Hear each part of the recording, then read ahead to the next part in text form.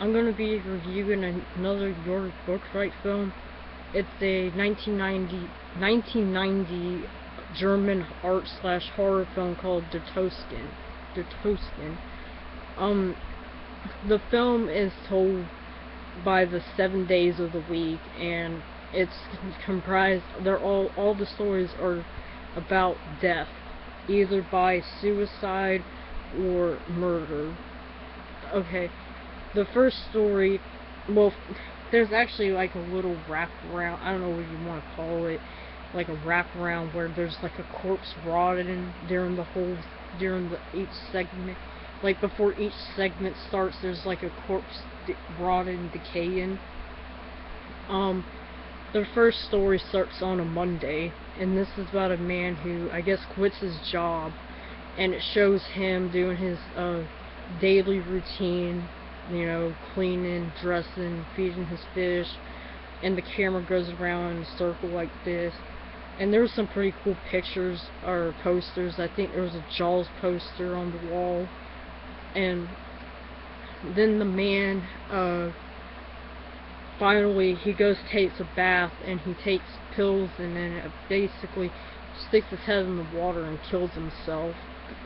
The second story is on a Tuesday, and this is about a guy who goes into a video store, this was pretty cool too, because it shows like a bunch of horror films and exploitation films, and I recognize some of them, like Maniac, you know, Necromantic, and other films on there. Well, the guy chooses an Elsa film, and he takes it home and he's watching it.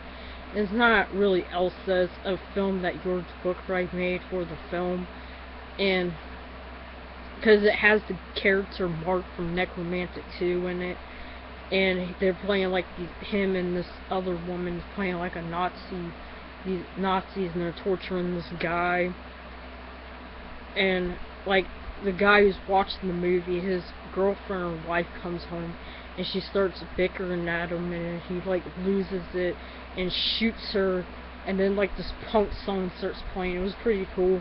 And then like he takes a picture frame, he busts it, and then he like puts the frame over the blood splatter on the wall, and then like it goes to this next scene. I don't know if it's the same guy, but you see someone hang themselves. And then the next story's on Wednesday, and this is about a guy who's sitting on a park bench in the rain, and this woman comes up to him, and he starts telling her the story about his wife and how when they have sex, she bleeds. And I guess he kills her by, you know, having sex with her, I don't know, and the woman freaks out, and she pulls out a gun, and the guy takes the gun, sticks it in his mouth, and kills himself. The fourth story is on Thursday, and this is just on a bridge, and it's like showing the all like different parts of the bridge, and it shows like the names and the age and the occupation, I guess, the people who killed themselves on this bridge. The fifth story is on